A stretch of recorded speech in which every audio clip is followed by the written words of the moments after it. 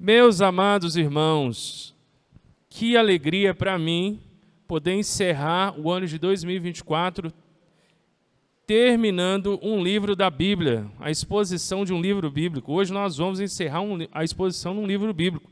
Nós vamos encerrar o nosso ano de 2024 no livro de Joel. Eu espero que esse ano você tenha sido grandemente abençoada com as exposições que nós tivemos aqui na igreja. Tivemos várias, né? Eu não sei qual você se lembra mais. Josué, talvez, você se lembra mais? Joel, agora no finalzinho do ano, marcou sua vida de alguma forma?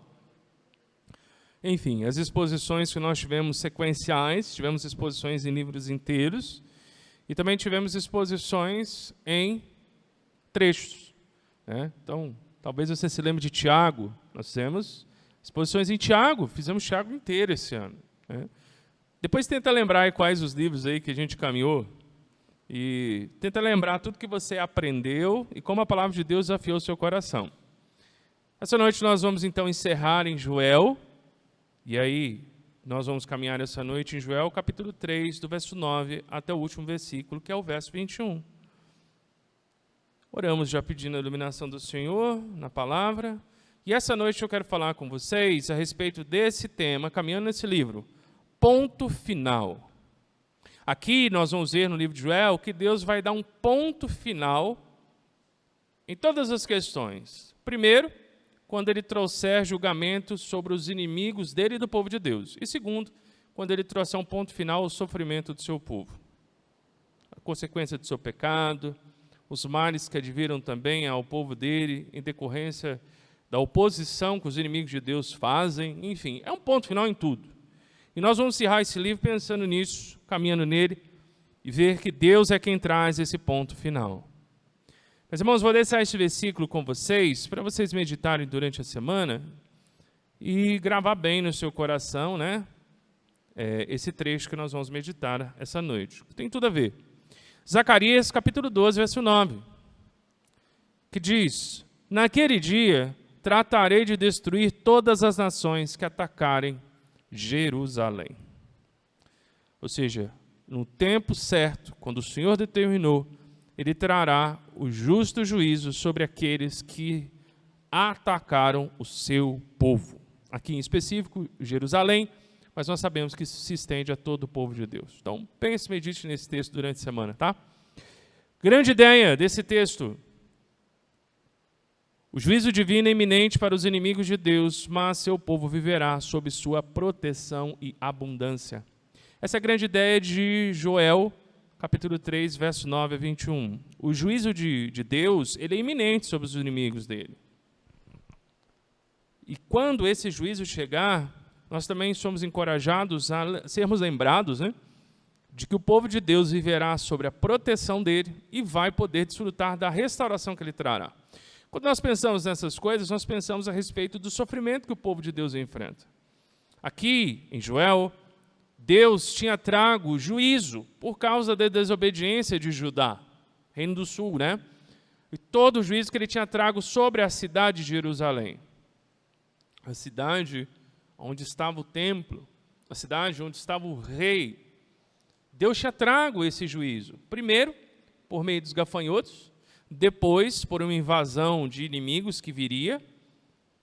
Depois nós vimos, irmãos, a respeito também de promessas futuras de restauração, de quando o povo seria liberto de seus inimigos, Deus traria juízo. Nós vimos isso no capítulo 3, vimos isso domingo passado, e eu quero encerrar esse trecho essa noite pensando a respeito desse juízo. Então, por isso, é tanto juízo sobre os inimigos de Deus, quanto restauração sobre todo o sofrimento que o povo de Deus estava enfrentando. Isso nos faz pensar a respeito dos inimigos de Deus hoje, né? Como a igreja sofre pressão, oposição, lutas, e de como muitas das vezes a igreja sofre muitas coisas, e de como o Senhor vai trazer restauração às nossas vidas. Então, meus irmãos, nesse sentido, nós vamos caminhar essa noite pensando mais uma vez no que eu disse domingo passado sobre o dia do Senhor. Eu falei a respeito disso, talvez você se lembre.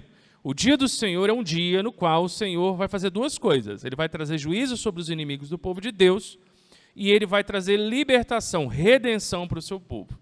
Lembrando que redenção é uma palavra que quer dizer libertação a um escravo, que não poderia ser liberto por si mesmo. Redenção tem a ver com libertação, salvação.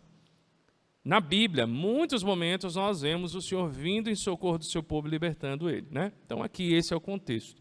Isso vai falar aos nossos corações de várias formas. Então nesse sentido nós vamos meditar mais uma vez sobre o dia do Senhor. E pensar a respeito do que o dia do Senhor será. Nós vamos ver duas lições importantes a respeito do que o dia do Senhor será. E aí eu quero caminhar com vocês na primeira. O dia do Senhor será o dia do acerto de contas. O dia do Senhor será o dia do acerto de contas. Aqui nós vamos ver, meus irmãos, um ponto final nos inimigos de Deus. É o ponto final de Deus nos inimigos dele.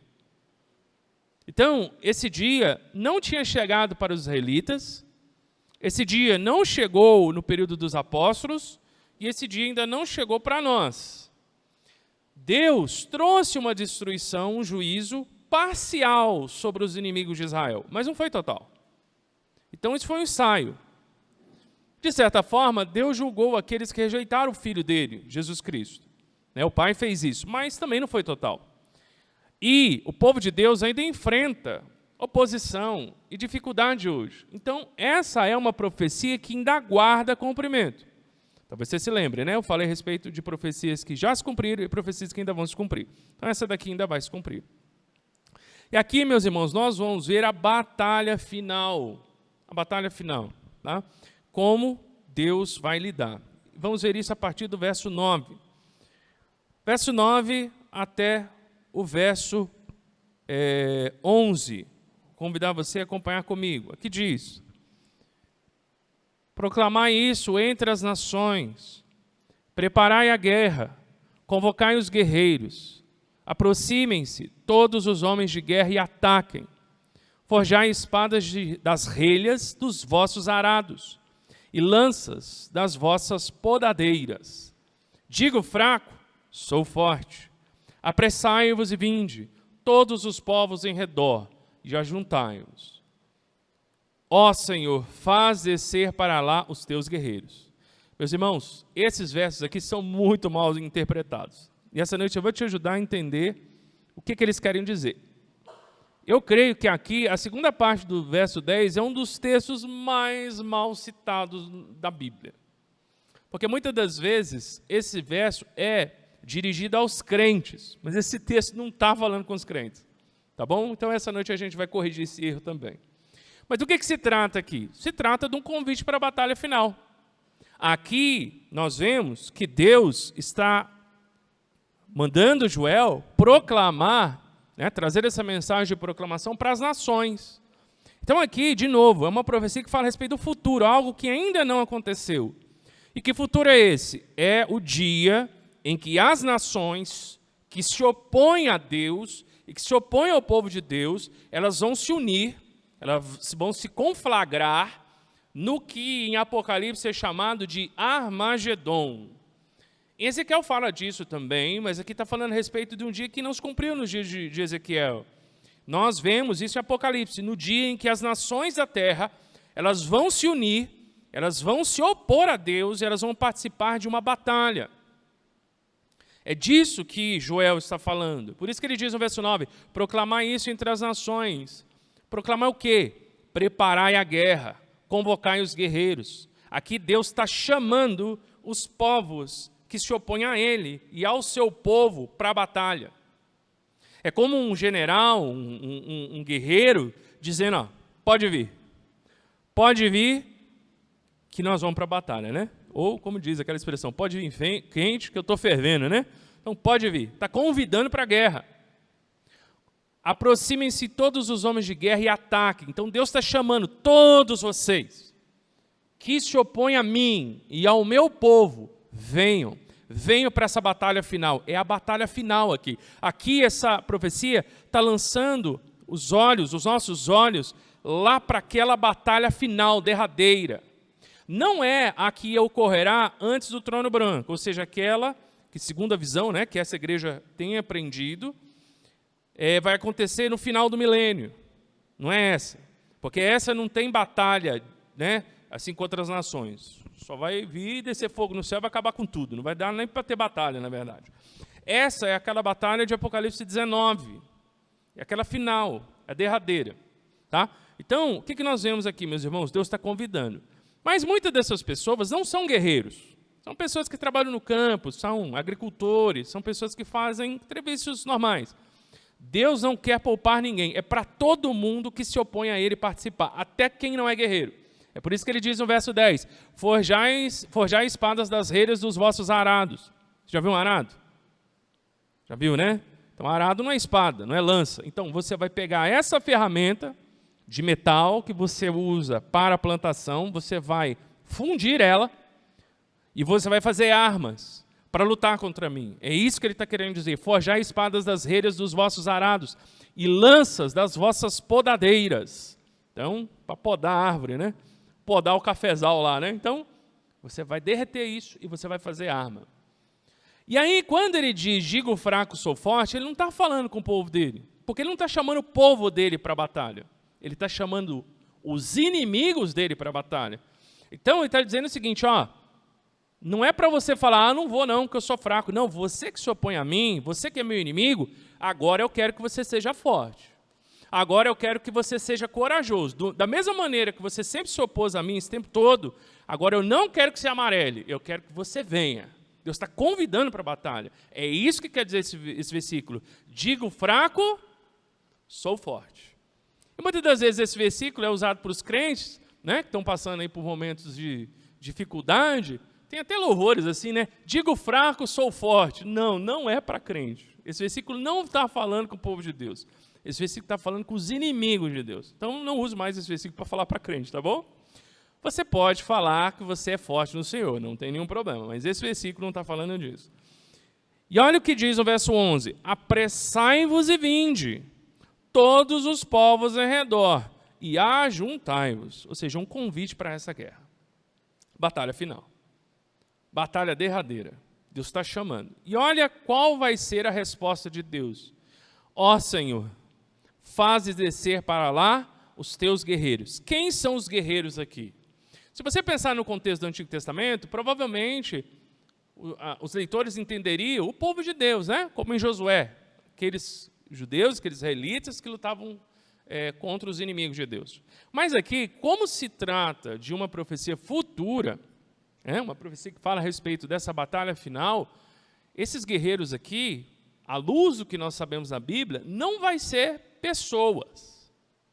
Porque quando você olha lá para o Apocalipse, você vê que os crentes fiéis, eles não estão lutando, né, mano a mano, no braço, contra a besta, o falso profeta, né, contra o dragão. Eles, na verdade, estão sendo martirizados. Eles estão sofrendo perseguição. Né? A não ser que, né, talvez você acredite que a igreja não esteja totalmente passando aqui na tribulação, que é uma questão, né, escatológica aí, mas quando você dá uma olhada em Apocalipse, você vai ver que aqueles que são fiéis, eles estão sendo mortos por serem fiéis. Então aqui, esses guerreiros, né, os teus guerreiros, não diz respeito aos crentes. Esses guerreiros aqui são os seres angelicais do Senhor. O que faz todo sentido, porque no contexto lá de Apocalipse, você vê, por exemplo, em Apocalipse 20, que Satanás ele é amarrado por um anjo. E no livro de Apocalipse inteiro, em vários momentos, você vê os anjos interagindo com João e os anjos interagindo com os juízes de Deus para com os homens rebeldes. Então, a cena aqui que Joel está construindo é uma cena em que todos os povos que se opõem a Deus e ao seu povo se unem num grande exército. E a gente vai ver aonde daqui a pouquinho. E Deus convida eles a fazerem isso. Convida eles a construírem armas e se lançarem contra ele. Mas quando esses homens, essas nações, vierem contra o Senhor, ele enviará o seu exército celestial para devastar essas nações. É isso que vai acontecer. Então, meus irmãos, nós aqui temos acesso a uma profecia que fala a respeito do dia em que o Senhor vai destruir os inimigos de Deus. Em Isaías capítulo 2, no verso 4, Isaías 2:4, nós lemos: Ele julgará entre as nações e será juiz entre muitos povos, e estes converterão suas espadas em lâminas de arado, e as suas lanças em foices. Uma nação não levantará a espada contra outra nação, nem aprenderão mais a guerra. Ou seja, é aquele momento em que as nações serão julgadas por Deus. E vocês leram também, né? Eu deixei aí para você meditar durante a semana, Zacarias 12:9, que fala que o Senhor vai destruir as nações que atacaram o seu povo. Isso vai acontecer aonde, meus irmãos? Vai acontecer no Vale de Josafá. Você se lembra que a gente viu domingo passado? Então, o que é o Vale de Josafá? O Vale de Josafá é um vale simbólico, porque nós não sabemos, os estudiosos não sabem onde de fato esse vale, e nem se esse vale existiu de verdade, mas que é citado aqui em Joel, e só é citado em Joel na Bíblia inteira, no qual o Senhor vai julgar as nações que se opõem a ele. E no verso 12 e 13 nós lemos: levantem-se as nações e subam ao vale de Josafá, pois ali me assentarei para julgar todas as nações em redor.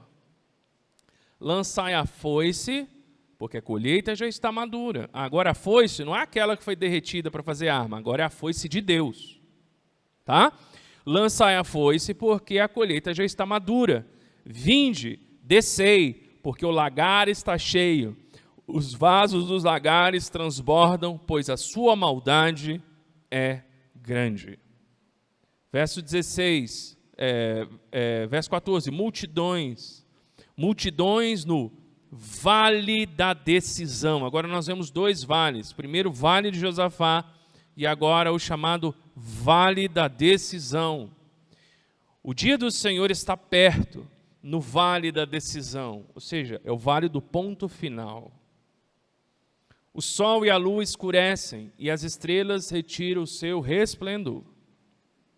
O Senhor brada de Sião, e desde Jerusalém faz ouvir a sua voz. Os céus e a terra tremem, mas o Senhor é refúgio do seu povo e a fortaleza dos israelitas. Então, algumas coisas que nós vemos.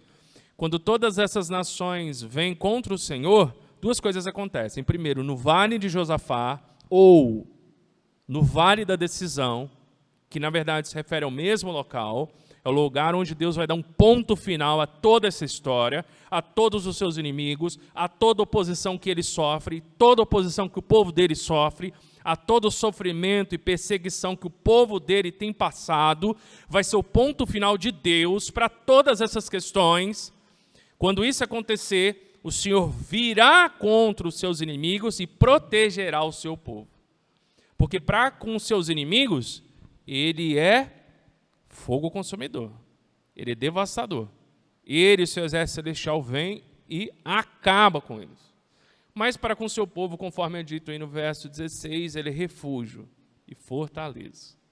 Então, enquanto ele protege o seu povo,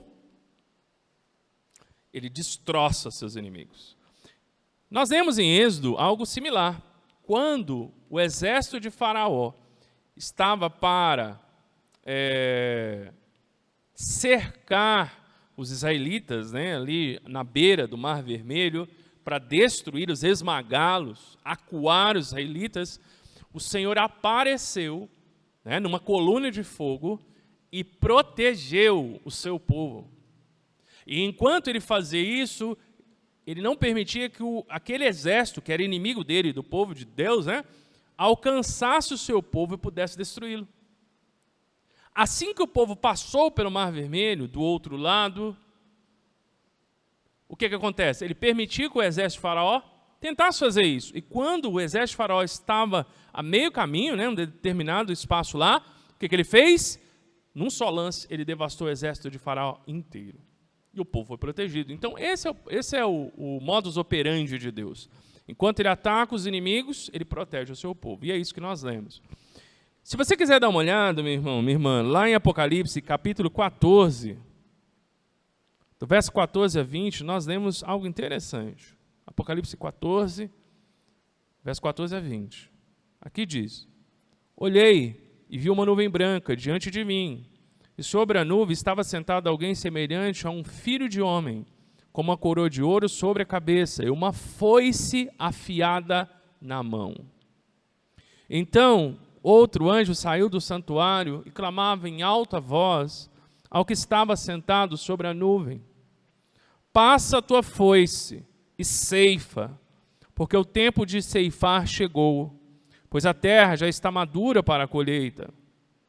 Assim, aquele que estava sentado sobre a nuvem passou sua foice pela terra, e a terra foi ceifada. Ainda outro anjo saiu do santuário no céu, também com uma foice afiada. E do altar saiu outro anjo com poder sobre o fogo, e clamou em alta voz ao que estava com a foice afiada: passa a tua foice afiada e colhe os cachos da vinha da terra, pois as uvas já estão maduras. O anjo passou sua foice pela terra, colheu as uvas da vinha e lançou-as no grande lagar da ira de Deus. O lagar foi pisado fora da cidade, e dele saiu sangue até a altura dos freios dos cavalos, numa extensão de 1.600 estádios. Talvez a sua versão seja com português um pouco mais contemporâneo, já faz aí a conversão do que seria 1.600 estádios, né, em questão aí de distância, altura, enfim. Mas o que nós vemos aqui, meus irmãos? Uma clara referência ao juízo de Deus sobre as nações. Agora volta lá em Joel, capítulo 3, verso 13. 3,13. Olha que Joel diz: lançai a foice, porque a colheita já está madura. Vinde, descei, porque o lagar está cheio. Os vasos dos lagares transbordam, pois a sua maldade é grande. O que eu quero que você reflita agora? Imagine essa cena que é descrita nesses dois trechos que nós lemos. Meus irmãos, o juízo de Deus lançado sobre esse mundo vai ser algo inimaginável. A mortandade, a devastação, a destruição que o próprio Deus vai imprimir sobre esse mundo, sobre os homens, e algo que a Bíblia coloca como imagens, metáforas. Porque é inimaginável. Eu acho que nenhum filme de Hollywood conseguiu fazer isso, sabe? Aqueles filmes que o mundo acaba, os extraterrestres vêm, detona Nova York, né? É geralmente assim, né? Nos filmes de Hollywood, assim. Vai ser algo tremendo. E essa devastação, comparando esse texto com a descrição de Apocalipse, que se refere aos últimos dias, né? Vai ser empreendida pelo próprio Deus e os seus anjos. Então vai ser um julgamento sobrenatural. Não vai ser tsunami, como aconteceu na Indonésia. Parece que completou 25 anos agora, né? Completou 25 anos que aconteceu aquele tsunami na Indonésia, que em menos de 30 minutos conseguiu matar mais de 200 mil pessoas. Menos de 30 minutos conseguiu matar mais de 200 mil pessoas.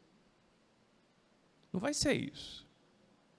Não vai ser como o tsunami que aconteceu no Japão alguns anos atrás, que destruiu a usina, né, nuclear de Fukushima, né, e atingiu várias cidades, e tem vídeos na internet até hoje, das ondas invadindo, né, aquelas muralhas de contenção e carregando carros, caminhões, né, contêineres e coisas como se fossem palitinhos de madeira que crianças brincam. Vai ser isso. Não vai ser como os furacões que acontecem todo ano nos Estados Unidos, né, pelo menos de tempos em tempos, que devasta toda a região sul dos Estados Unidos, em que cidades são praticamente niveladas. Ou como aconteceu há alguns anos atrás nos Estados Unidos, o Katrina, né, que conseguiu devastar, enfim, grandes extensões dos Estados Unidos. E a gente pode ficar pensando calamidades e calamidades e calamidades, ou como, por exemplo, o Covid, que praticamente fechou o mundo. Não, isso não é nada comparado à descrição que é dada aqui. Aqui no vale de Josafá, no vale da decisão, que será o mundo, o Senhor vai derramar a sua ira sobre os homens impenitentes, sobre as nações que se rebelam contra Ele. Sejam nações seculares, como é no Ocidente, em que a igreja e Deus têm sido jogados para um canto da vida das pessoas, têm sido tornada irrelevante, têm sido zombada, em que igrejas que buscam caminhar em fidelidade à palavra de Deus têm sido rotuladas ou de pessoas fanáticas ou de pessoas com discurso de ódio. Ou em outras regiões, na Ásia, por exemplo, como na Índia, em que a igreja é perseguida, em que igrejas são incendiadas, em que mulheres são abusadas, ou como na Nigéria, em que moças cristãs são raptadas para serem dadas como presentes para homens muçulmanos, como virgens ou como esposas, ou seja lá o que for. Como no Sudão do Sul, em que cristãos são martirizados, vilas são invadidas e crianças e idosos são degolados. E se você nunca ouviu falar dessas coisas, procure informações sobre isso. Como na Coreia do Norte, em que cristãos passam décadas em campos de ressocialização, que você deve entender como campos de concentração, e depois de ter uma vida de escravidão nesses campos, eles morrem, são cremados e suas cinzas são usadas como adubo. E você pode ficar lendo e ouvindo e descobrindo cada barbaridade que acontece contra a igreja. Na China, por exemplo, cristãos que são presos em algumas regiões, como presos políticos, eles são mortos, seus órgãos são extraídos e são vendidos no mercado negro de tráfico de órgãos. Porque a China tem uma grande indústria de comércio de órgãos. E cristãos são vendidos, cristãos da Coreia do Norte, cristãos da China, de outros lugares. Como se fosse uma fazendinha de órgãos humanos. E tantas outras barbaridades que já aconteceram, acontecem e vão acontecer.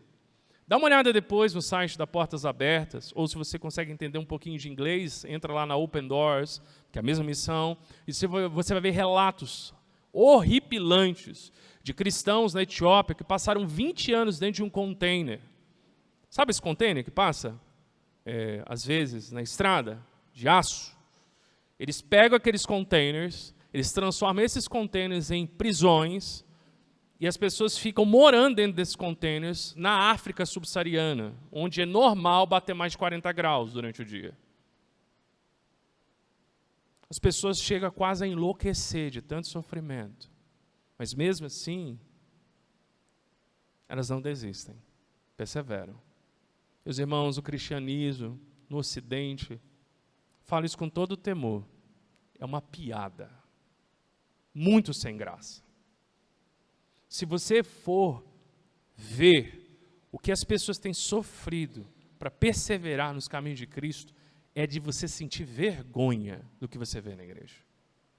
As pessoas deixam os caminhos de Deus por coisas tão ridículas, quando se não pecaminosas, que de fato é para sentir vergonha. Se não fosse a graça de Deus, sinceramente eu acho que ninguém no Ocidente se salvaria.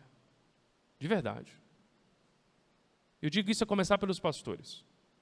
Então, toda essa história, enfim, todo esse panorama que eu dei para vocês aqui, esses são alguns dos motivos pelos quais o Vale de Josafá, o Vale da Decisão, é necessário. Porque o Senhor precisa trazer retribuição a toda essa maldade. Precisa. O Senhor precisa trazer. O Senhor não fecha os seus olhos para o sofrimento do seu povo. Ele vê cada injustiça que o seu povo sofre. Cada uma delas. Cada uma delas. Nenhuma fica sem registro. Você lembra lá de Apocalipse 20, quando é dito que os homens serão colocados diante do Pai, né, no trono branco, e vão ser abertos livros, e nesses livros estão registrados tudo que os homens não salvos fizeram? Cada uma das coisas que a igreja sofre é registrado por Deus. E o Senhor trará juízo ao seu tempo em relação a essas coisas. Então, meus irmãos, vai ter o dia da colheita. Vai ter. Hoje está acontecendo a colheita dos salvos. E Jesus diz, peça ao Pai que envie mais ceifeiros. Porque a plantação é grande e já está dando frutos. Agora é a colheita dos salvos. Mas quando encerrar a colheita dos salvos, aí vai ser a colheita do joio. Aí vai ser a colheita dos perdidos. Aí vai ser a colheita das nações impenitentes. E é dessa colheita que esse texto fala. Meus irmãos, nós temos que olhar para esse texto e nos lembrar que o vale da decisão não vai ser o vale da decisão dos homens. Às vezes esse texto aqui, no verso 14, é lido como o vale da decisão dos incrédulos. Tem igrejas que pregam esse versículo aqui dizendo assim, tá vendo? Aqui é o vale da decisão. Toma uma decisão por Cristo. Não, está errado. Está mal interpretado esse versículo que ensina assim. Esse versículo que não está falando de pessoas tomando decisão por Deus. Aqui está falando de Deus proclamando a sua decisão. A decisão não é dos homens, a decisão que é de Deus. É Ele quem decide. Aqui Ele está promulgando a sua sentença. Sentença de juízo. E aí nós lemos, meus irmãos, que o Senhor está em Sião. Verso 16, já li, verso 17. Assim sabereis que eu sou o Senhor vosso Deus, que habito em Sião, o meu santo monte. Jerusalém será santa, e estrangeiros não a ocuparão mais. A segurança do povo de Deus está na presença de Deus entre eles, entre o povo. Quando nós nos refugiamos no Senhor, não há quem possa nos alcançar. Mas isso não é verdade, pastor. O senhor acabou de falar a respeito de situações medonhas que a igreja passa. Verdade. Mas, meus irmãos, o Senhor Jesus Cristo nos alertou em relação a isso. Não temam aquele que pode matar o corpo, mas não pode destruir a alma. Antes tema aquele que tanto pode destruir o corpo, como pode destruir a alma. O máximo que os inimigos de Deus podem fazer com a igreja é nos lançar nos braços do Pai. É o máximo que eles podem fazer. A não ser que nós venhamos a ceder aos seus enganos e deixemos os caminhos de Deus.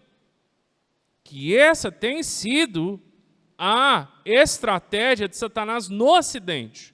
Como a igreja no Ocidente foi grandemente perseguida, e quanto mais se matava crentes, mais apareciam crentes, Satanás mudou a estratégia aqui. Ele não persegue mais a igreja matando crentes, prendendo crentes, aliciando crentes. O que ele faz? Ele conquista os crentes. Ele conquista os cristãos. Ele oferece coisas que competem com o nosso amor para com Deus. Então a gente deixa de olhar para Deus e começa a olhar para os enganos de Satanás. E Satanás tem prosperado muito, muito, muito mesmo com essa estratégia. Mas ele ainda não está usando essa estratégia em todas as regiões do mundo, né? Como, por exemplo, o Oriente, em que lá ele alicia abertamente, ele persegue, ele mata. Em alguns lugares do Ocidente já tem mudado, a igreja tem sofrido a perseguição aberta mesmo. Na própria pandemia mesmo, as igrejas que quiseram perseverar nas responsabilidades dela, em alguns países, os crentes foram presos, os pastores foram presos e passaram por dificuldades. Mas, de grosso modo, aqui a estratégia de Satanás é, ele quer conquistar seu coração, ele quer conquistar sua mente, ele quer conquistar sua família. Ele não vai te prender, ele não vai te matar, ele não vai te proibir ir à igreja, mas ele vai colocar tanta coisa de empecilho na sua vida e na sua caminhada com Deus, que você mesmo não vai querer ir, você mesmo não vai querer participar. Ele vai colocar tanta mentira no coração dos crentes, que os próprios crentes vão se revoltar contra a igreja e não vão querer fazer parte. E ele está crescendo nessa estratégia, está dando super certo. Super certo. Por isso que eu acho que no contexto do Ocidente, talvez a perseguição que nós sofremos em alguns aspectos é muito mais pesada. Porque quando você vê uma pessoa perder a sua vida por amor a Cristo, ali é o tudo ou nada. A pessoa que perde a sua vida por amor a Cristo, ou perde os anos da sua vida por amor a Cristo, ela não está brincando de ser crente. Então o que acontece? Uma pessoa que vê isso, ela considera Deus é real. Porque ou essa pessoa é uma completa alucinada, ou, de fato, Deus é real, porque Deus tem sustentado essa pessoa. E se Deus é real, eu quero esse Deus. Isso acaba encorajando as pessoas a correr para Deus. Agora, quando nós vivemos um contexto em que as pessoas menosprezam a Deus, o natural é a gente fazer isso. Porque o nosso coração é rebelde naturalmente. Então, a estratégia de Satanás tem sido essa. Mas, meus irmãos, enquanto nós estivermos em Deus, enquanto nós buscarmos o Senhor, nós estaremos seguros. Guarde isso no seu coração, tá? Segunda lição sobre o dia do Senhor. O dia do Senhor será sucedido pela restauração do Senhor. Nós vamos encerrar, então, o livro, caminhando do verso 18 até o verso 21. O dia do Senhor será sucedido pela restauração do Senhor. Aqui nós vamos ver o ponto final no sofrimento. Deus vai dar um ponto final no sofrimento do povo dele. É o ponto final de Deus no sofrimento. Meus irmãos, as descrições que são feitas aqui faz a gente ficar em dúvida se aqui Joel está falando do milênio ou se Joel está falando do novos céus e nova terra. Eu acho difícil chegar a uma conclusão final. Vai depender muito de como você tem meditado a respeito dessas coisas. Então, vou deixar esse parênteses aqui como encorajamento para você reler um pouco Apocalipse e olhar a Bíblia e meditar sobre isso, isso vai te encorajar a crescer nesse assunto. Mas ele diz, a partir do verso 18, sobre uma abundância, meus irmãos, que é sobrenatural. O que ele descreve aqui no verso 18, basicamente, é o novo Éden. Ele vai falar a respeito do vale de Sitim, que é o vale das acácias. Ele diz, naquele dia os montes destilarão vinho novo, e as montanhas darão leite, e todos os ribeiros de Judá estarão cheios de água, e sairá uma fonte do templo do Senhor e regará o vale de Sitim. Deixa eu explicar algumas coisas nesse texto para você entender aqui. Vamos lá. Primeira coisa, ele fala naquele dia. De novo, ele vai se referir a algo no futuro. É um dia que ainda vai acontecer. Aqui fala agora não do juízo de Deus, nós vamos mudar. Aqui nós vamos ver a respeito da restauração do Senhor. E essa restauração, ela vai ser naquele dia, ou seja, algo futuro. E ele fala algo que nos faz imaginar como será esse dia. Ele fala que os montes destilarão vinho novo. O que é destilar vinho novo? Que da terra sai vinho? Não, não é isso. Pense uma plantação gigantesca, carregada de uvas, e assim uma grande abundância, gigantesca, como nunca foi visto. Quando você compara isso com o capítulo 1, você vai ver o contraste entre carestia, miséria e fome, agora com restauração trazendo abundância, e uma abundância sobrenatural, porque é tanta uva, que é como basicamente se os montes, essas plantações, elas destilassem vinho por elas mesmas. E as montanhas darão leite, ou seja, é tanto gado para dar leite, que é praticamente quase como se as montanhas escorressem rios de leite. Então aqui é uma imagem, é um símbolo, é uma imagem profética de grande abundância. E essa abundância ela não é natural, ela é sobrenatural. Agora, obviamente, que não é literalmente, né, que vai escorrer vinho e leite dos montes. Mas aqui é um cenário que Joel está escrevendo sobre uma grande abundância, ou seja, em todos os lugares haverá grande abundância. Ele fala a respeito dos ribeiros de Judá. Todas as grandes cidades da antiguidade, elas foram construídas do lado de rios. Então, por exemplo, Babilônia, né, que alguns chamam de Mesopotâmia, não, meso é meio e pótamos é rio, ou seja, a Mesopotâmia é uma cidade que foi construída entre dois rios, o Tigre e o Eufrates. São dois grandes rios que tem lá no Iraque até hoje. E lá entre esses dois rios existia a Babilônia, a Mesopotâmia. O Egito foi construído do lado do Nilo. Roma foi construída do lado do rio Tibre. E você pode pegar as grandes cidades da antiguidade, todas elas foram construídas do lado de rios, porque era normal isso. Inclusive, as cidades no Brasil, muitas delas são próximas de rios. Pedreira, por exemplo, foi construída do lado de um rio. Nós temos um rio aqui. Era normal, no passado, se ter cidades ao lado de rio. Por quê? Porque não tinha SAAI. Se você quisesse água, você tinha que ir no rio. Tudo bem que o rio não era poluído. Dava para pular, nadar, pescar, tomar água, né? Mas era assim. Jerusalém fica numa montanha. Jerusalém não fica do lado de um rio. Tanto que a água, para chegar lá, teve que ser feito todo um processo subterrâneo, no qual conseguiu trazer água de distante. A cidade de Jerusalém, se algum dia você tiver a alegria de visitar lá, ir lá, que eu aí dou com você uma indicação, acho que é um bom lugar para você visitar, né? Não tem rio lá, porque a cidade foi construída em cima de uma montanha. Alguém que já foi numa cidade que é em cima de uma montanha? Já foi? Poços de Caldas, por exemplo, é em cima de um vulcão, né? Mas talvez você já foi numa cidade que é em cima de uma montanha. Quando você tem a cidade em cima de uma montanha, não tem rio nesses lugares, né? Então, enfim, se você já viu, não tem rio. Mas aqui é descrito que os ribeiros de Judá estarão cheios de água. Ou seja, Judá, Jerusalém, não tem rio. Por que eu falo que é de Jerusalém? Porque aqui diz, sairá uma fonte do templo do Senhor. Onde ficava o templo do Senhor? Jerusalém. Mas como é que tem fonte em Jerusalém? Não tem fonte para poder formar um ribeiro, não. Porque diz aí na sequência, no verso 8, e regará o vale de Sitim, que também pode ser chamado de Vale das Acácias. Tá? Então, aqui, os estudiosos, eles dizem que esse vale, ele ficava entre Jerusalém. Se você for nas últimas páginas da sua Bíblia, você vai ver aqueles mapas bíblicos. E aí, se você pegar esses mapas que tem da terra de Israel, você vai ver onde fica Jerusalém.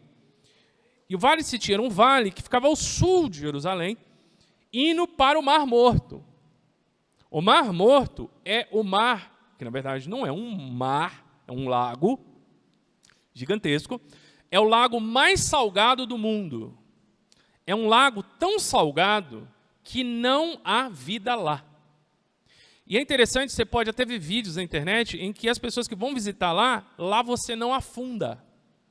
Então, se você não sabe nadar, fica tranquilo, você não vai morrer afogado. Vai sair bem salgado de lá, né? Se lamber, vai estar tudo salgadinho. Mas não afunda. Por quê? Porque o sal na água traz uma densidade muito grande, então você não afunda. E lugares assim não tem vida. Então, toda a região do Mar Morto é deserto. Por que eu estou te dando essas informações? Porque aqui Joel está dizendo que Jerusalém, em Judá, que fica no monte, que não tem rio, vai sair ribeiros que vão atravessar a região mais desértica de Israel e vão desembocar no Vale de Sitim, que é uma região desértica, próxima possivelmente do Mar Morto, que é uma região que nem vida tem. Então, isso nunca aconteceu, porque o Mar Morto ainda continua, está morto, não tem vida lá, não tem peixe, não tem caranguejo.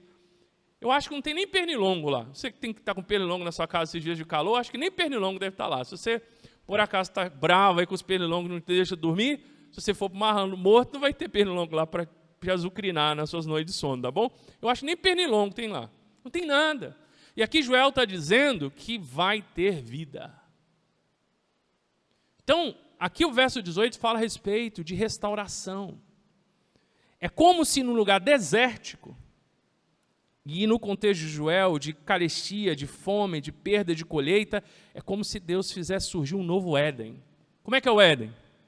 Tinha os rios que regavam, né, o Éden, tinha abundância de uma série de alimentos, não tinha morte. Não é assim? O Éden é um lugar de descanso, da presença de Deus, da abundância plena. Então aqui Deus está falando que naquele dia Ele vai restaurar a abundância, a provisão e a bênção do seu povo. E ele coloca isso de uma maneira poética, né? De uma maneira profética e lançando aí para o fim. Nós vemos que, ao contrário, quem vai ser feito deserto são os inimigos do povo de Deus. Olha o que diz o verso 19 e verso 20. O Egito ficará desolado, e Edom será um deserto arrasado, por causa da violência que cometeram contra o povo de Judá, em cuja terra derramaram sangue inocente. Ou seja, os inimigos de Deus é que vão ser feitos um deserto. O povo de Deus vai ser um novo Éden, vai prosperar. Então, por isso que a dúvida, será que aqui a referência está sendo ao milênio? Ou será que aqui a referência está sendo a novos céus e nova terra, né? Que é Apocalipse 21 e 22? É um pouco inconcluso dizer, você tem profecias do Antigo Testamento que alguns interpretam para o milênio, outros vão jogar para o novos céus e nova terra, enfim, depois você pode dar uma lida. Eu aconselho você ler Apocalipse 20, 21, 22 para pensar sobre isso.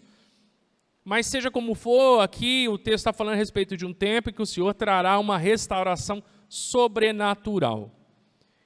Vai dizer no verso 20, mas Judá será habitada para sempre e Jerusalém de geração em geração. Enquanto os inimigos do povo de Deus, que são simbolizados aqui pelo Egito e por Edom, mas obviamente no contexto se refere a todas as nações que são inimigas de Deus, enquanto elas serão feitas deserto, o povo de Deus vai prosperar.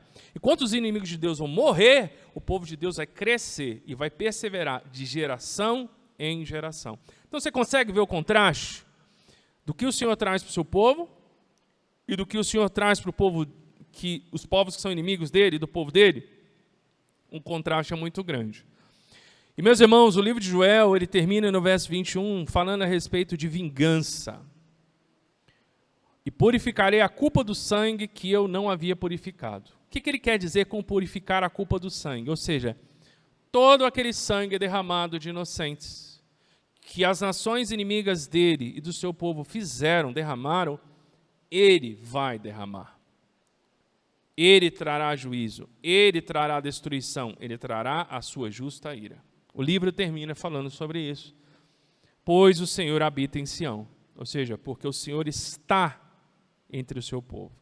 Quando você vê o final do verso 21 e compara com o começo do livro, você entende, meus irmãos, que aquela Jerusalém, aquela Sião, que é um outro nome para Jerusalém, um sinônimo para Jerusalém, que sofria a disciplina do Senhor com fome, com peste, com carestia, com destruição, com morte, O livro se encerra com uma mensagem de esperança, de restauração, porque agora o Senhor estará em Sião. O Senhor habitará no meio do seu povo. Ou seja, o ponto final de Deus para o seu povo não é a morte. É a sua presença, a sua bênção e vida. Vida abundante. O ponto final do Senhor para os inimigos do povo dele e dele é a destruição. Total, completa. Então nós temos aqui no livro de Joel alguns focos. Nós vemos que das 4 profecias, na primeira parte, 2 profecias são para Judá, a gente viu isso aí, e 2 para as nações. Né? A primeira parte do livro foca em Judá e depois para as nações. E termina o livro aí, a restauração será para o povo de Deus. E nós podemos pensar, meus irmãos, que o juízo, então, ele começa com o povo de Deus no livro de Joel e ele termina com as nações. Começa com o povo de Deus, termina com as nações. Tá? Guarde isso aí que vai ser importante daqui a pouquinho, quando eu for explorar com você um versículo. Mas vamos trazer aplicações para a nossa vida? Vamos lá? Primeira delas, a proclamação do Evangelho é uma missão urgente. Urgente. Principalmente para os que ainda não ouviram. Aqui eu quero dar minha sugestão de reflexão nessa aplicação. Tá? Não foque nos que ouviram e rejeitaram. Foque nos que ainda não ouviram. Meus irmãos, muitas das vezes a gente empreende muito esforço com pessoas que ouvem e rejeitam. Com isso eu não quero dizer que você não pode pregar para pessoas que ainda não creram. Se você quiser fazer isso, pode fazer. Não é pecado fazer isso. Mas, meus irmãos, conforme você está vendo aí, você sabia que aproximadamente metade do planeta Terra, que agora, em 2024, já alcançou mais de 8 bilhões de pessoas, 8 bilhões. Você sabia que quase a metade do planeta Terra não ouviu sobre Jesus? E isso é dado que eu peguei hoje atualizado, de agências missionárias. Quase metade. Mais de 3 bilhões de pessoas não ouviram sobre Jesus. E não é só na Ásia. É em outras regiões. Então é o seguinte, existem muitas pessoas que ainda não ouviram de Jesus na era da internet. Na verdade já até passou, né? A era do rádio já passou há décadas. Nós temos rádio, a Rádio Transmundial, por exemplo, se você nunca ouviu, eu sugiro que você ouça. É uma missão que trabalha só com transmissão de sinal de rádio para vários lugares do mundo, principalmente para lugares onde o evangelho é difícil de entrar, onde a igreja é perseguida, é fechado. Ela transmite de ilhas na proximidade. Dá uma olhada, se você não conhece a Rádio Transmundial, conheça essa rádio. Eu já conheço há alguns anos, é muito joia. Talvez uma das melhores rádios evangélicas do país. Então, no tempo agora que há transmissão de rádio, que há materiais missionários dos vários tipos, né, tudo quanto é recurso, quase metade do planeta não ouviu sobre Jesus. E a gente fica, por causa da nossa preocupação com os nossos familiares, preocupado com familiares, com amigos, com conhecidos, com vizinhos que a gente já pregou e não quer crer, rejeitou. Enquanto, às vezes, próximo da gente, tem pessoas que ainda não ouviram. Pastor, mas quem não ouviu? Eu te dou uma ideia. Crianças, por exemplo, não ouviram.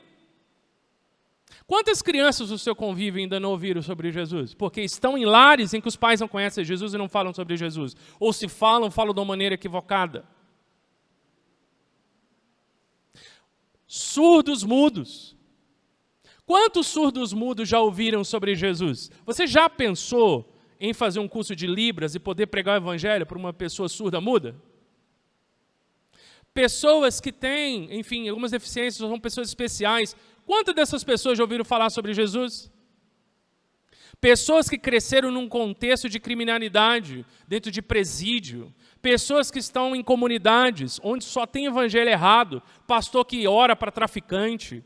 Sabe, cada absurdo que a gente vê no Brasil. Quantas dessas pessoas de fato ouviram o evangelho genuíno? Eu estou falando só no contexto brasileiro. Fora outros contextos.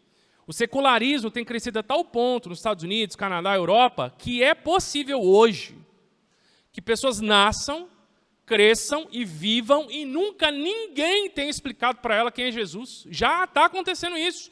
Em outros lugares da Europa, por exemplo, em que as pessoas vivem em comunidades onde a maioria é muçulmana, aí que não vão ouvir sobre Jesus mesmo. Então a gente tem que parar de empreender tanto esforço. E aqui não estou dizendo que não é para você pregar para pessoas que disseram não. Se você quer fazer, pode fazer. Só que a gente tem que começar a virar essa chave e colocar mais esforço naqueles que não ouviram, porque quase metade do planeta não ouviu sobre Jesus. A gente fica triste porque pregou 2, 3 vezes, a pessoa deu de ombro. E quantas pessoas que ainda não ouviram, porque ninguém foi lá e falou? Porque o vale de Josafá está para chegar. E todos aqueles que são inimigos de Deus serão destruídos. Não é brincadeira. De fato vai acontecer. Então quero deixar essa sugestão para você, uma sugestão minha. Preguemos o Evangelho a toda criatura. Mas, num contexto de tanta urgência, eu sugiro que você comece a focar mais em quem ainda não ouviu. Porque quem ouviu e não creu é uma questão entre essa pessoa e Deus. Agora, quem não ouviu não teve a oportunidade que eu e você tivemos. Pela graça de Deus, nós dizemos sim. Quantas pessoas que ouviram e rejeitaram, outras que ouviram, aceitaram, vieram para a igreja e deram de ombro, depois nem na igreja estão mais. E a gente fica se consumindo por causa dessas coisas, de pessoas rebeldes que não querem ouvir, enquanto milhões morrem toda semana sem nunca ter ouvido de Jesus. Meus irmãos, em países islâmicos, é possível você andar centenas de quilômetros, isso eu já conversei com o missionário, você pode andar centenas de quilômetros e não encontrar um único habitante daquela região que tenha ouvido falar sobre Jesus. Isso é a coisa mais comum que tem. Hoje, o mundo muçulmano, isso é hoje, mas na verdade já está há décadas desse jeito. Se você conversar com missionários, você vai ter a informação que eu estou trazendo, vai ser confirmado. A igreja, tanto no Brasil quanto em outros lugares, o menor investimento que se faz em missões hoje é para o mundo muçulmano. Não só em recurso financeiro, como em missionários. Seja pelas dificuldades que é poder mandar um missionário para lá, seja em recursos que são direcionados. Mais de metade de tudo que as igrejas recolhem de oferta para missões é direcionado para trabalhos missionários no Ocidente, não no Oriente. Principalmente para a janela 1040, que é aquela região onde mais é difícil, o evangelho é mais perseguido. Então, posso ficar dando aqui, enfim, estatísticas missionárias, uma atrás da outra, o foco não é esse. O ponto é, começa a focar mais em pessoas que não ouviram ainda. Começa a fazer isso. Ah, mas o meu marido, minha esposa, meu filho, minha filha, meu avô, minha avó. Pregue para ele. Mas jogue mais esforço em quem não ouviu ainda. Às vezes, próximo de você. Isso vai te dar ânimo. Vai te dar força, vai te dar coragem, vai te animar. E mesmo que você pregue para todas as pessoas que você conhece que não ouviram, não tem problema, agora elas ouviram. Pule para a próxima, pule para a próxima, pule para a próxima. Vá fazendo isso, vá alcançando pessoas que ainda não ouviram. Porque senão a gente fica girando em círculos, sabe?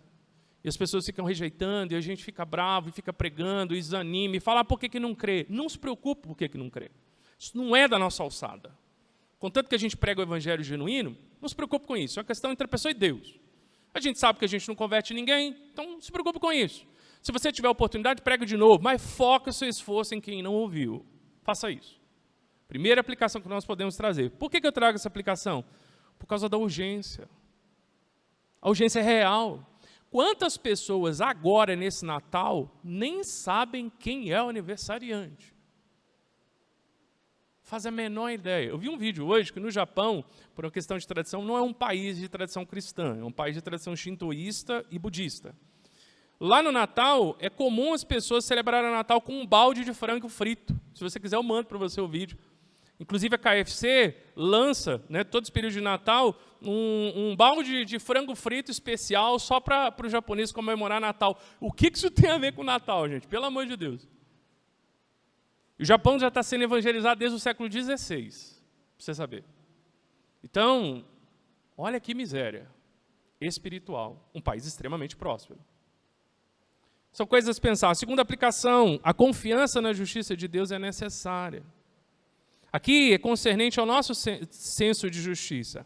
Em tempos de justiça, os cristãos devem confiar que Deus é justo e que Ele fará justiça, mesmo quando isso não for imediatamente visível. Então, nós temos que esperar Deus ser o vingador, não nós. Não nós. Deus trará a sua justa vingança. O que nós temos que fazer é aprender a esperar e a pregar. É isso que a gente tem que fazer.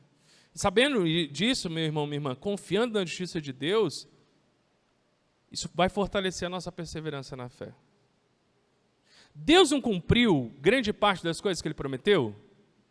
Sim. Por que Ele não vai cumprir essas? No que Deus falhou até hoje? Você sabe me dizer? No que Deus falhou?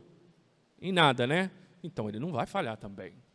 Não, mas isso é muito horrível, isso não pode acontecer. A opinião das pessoas não muda a Bíblia em nada. Toda vez que a pessoa tem uma opinião divergente da Bíblia, eu geralmente leio lá a Bíblia e o versículo continua escrito do mesmo jeito, ele não muda. Você já viu o versículo mudar porque uma pessoa tem uma opinião divergente da Bíblia? Porque a pessoa não concorda com isso? Porque ela acha que isso, aquilo outro? Toda vez que eu olho lá na Bíblia está escrito do mesmo jeito, não muda. Então, é do mesmo jeito. Então, Deus vai fazer do jeito que está escrito lá, indiferente do que as pessoas pensem ou deixem de pensar, ou se é que pensa alguma coisa. Não muda absolutamente nada. Terceiro, a esperança na restauração de Deus é encorajamento diário. Hoje você vê morte, perda, desespero, caos. Hoje. Para o povo de Deus haverá um amanhã de restauração, de abundância sobrenatural. Não é o homem que vai implantar o reino de Deus na terra. Todo tipo de ideia assim, ideia de jirico que o homem teve, na verdade, fez com que o homem implementasse um inferno na terra. Todas as vezes que o homem tentou criar um céu na terra, o que ele fez foi um inferno. Mas as pessoas continuam acreditando nisso, né? Que um dia, enfim, vai se ter um céu na terra. Meus irmãos, se isso acontecer, como de fato cremos na palavra de Deus, quem vai fazer isso é Deus. Ele que vai fazer essa restauração. Então nós temos que viver com base nessa esperança, né? Deus promete restaurar a paz e a prosperidade de Israel. Da mesma forma, os cristãos devem viver com a esperança da restauração final que Deus trará, tanto em nossas vidas pessoais quanto no futuro, quando Cristo retornará para estabelecer o seu reino. Essa é a nossa esperança. E a partir dessa esperança, que é o retorno de Cristo, né? Eu gostaria de convidar você agora a orar para Cristo, encerrando essa mensagem, olhando para Cristo. Olha o que diz em 1 Pedro, capítulo 4, verso 17 e 18. Aqui nós vemos o padrão do livro de Joel sendo repetido. Porque Joel começa o livro dele falando a respeito de um julgamento na casa de Deus. E ele termina com um julgamento sobre as nações que se opõem a Deus. Olha o que o apóstolo Pedro diz, porque chegou a hora de começar o julgamento pela casa de Deus. Ou seja, Deus começa julgando o seu povo. É por isso que o justo passa por muitas tribulações, porque o Senhor está burilando a fé dele. Deus está refinando o seu povo. O julgamento começa aqui, o julgamento não começa lá fora. Então você que tem passado pelo processo de transformação, de disciplina do Senhor, é normal isso. É para ser assim mesmo, porque o Senhor está purificando o seu povo. Porque chegou a hora de começar o julgamento pela casa de Deus. E se começa por nós, qual será o fim daqueles que desobedecem ao Evangelho de Deus? A pergunta é retórica. Qual que você acha que é? E se para o justo é difícil ser salvo, aqui esse difícil ser salvo, obviamente, não está falando a respeito de salvação por obras, mas da perseverança que é necessária na vida do justo. Meus irmãos, esse evangelho de que vai dar tudo certo, que o crente não passa dificuldade, isso é uma ilusão. A partir do momento que você tomou uma decisão de ter um compromisso com Cristo, você vai passar por um processo de refinamento.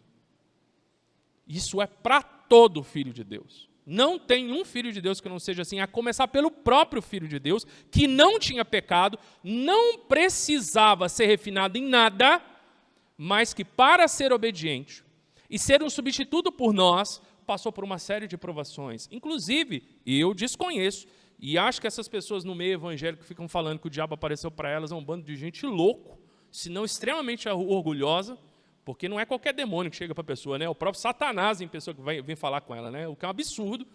Mas, meus irmãos, nenhum de nós, nenhum crente foi tentado pelo próprio Satanás, não. O Filho de Deus foi tentado por Satanás.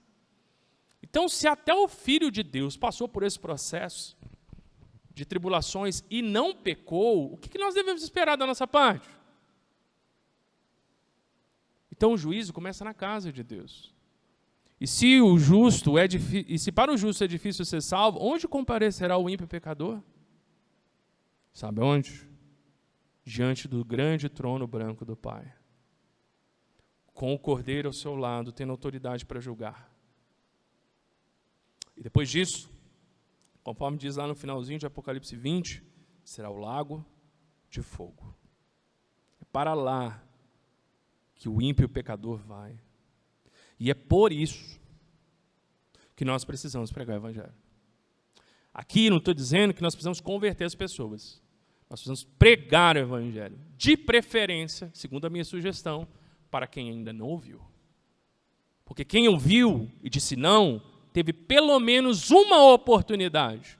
E quantos que morrem todos os dias e nunca tiveram uma sequer?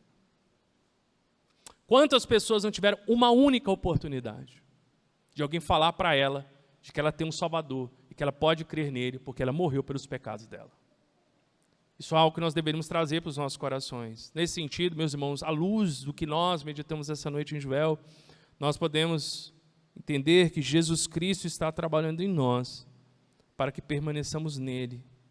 Juízos, as dificuldades, as tribulações, as angústias, as dores, até mesmo as consequências do nosso pecado que ele permite que hajam em nós, tudo isso é o trabalhar de Deus, é o trabalhar de Cristo em nós, a fim de que nós permaneçamos nele, que nós perseveremos nele e viemos a experimentar, a sua redenção, experimentemos sua redenção e não sejamos punidos com o mundo e os ímpios. Joel fala sobre juízo, sobre o povo de Deus, sobre os inimigos de Deus. Mas Joel também traz uma mensagem maravilhosa de restauração. Um dia em que, além do povo de Deus ver a justiça do Senhor, como o Senhor Jesus Cristo diz em Mateus 5, bem-aventurados os que têm fome e sede de justiça, porque serão saciados. Haverá o dia em que cada um dos que tem fome e sede de justiça serão plenamente satisfeitos na justiça de Deus. Além de nós podermos ver essa justiça santa de Deus, nós vamos experimentar a abundância da sua restauração. Guarde isso no seu coração. Vamos fechar esse ano com essa última meditação do ano, num culto de domingo, pensando a respeito disso, das suas promessas, das suas bênçãos, de todas as gloriosas riquezas do Evangelho que ele traz para nós.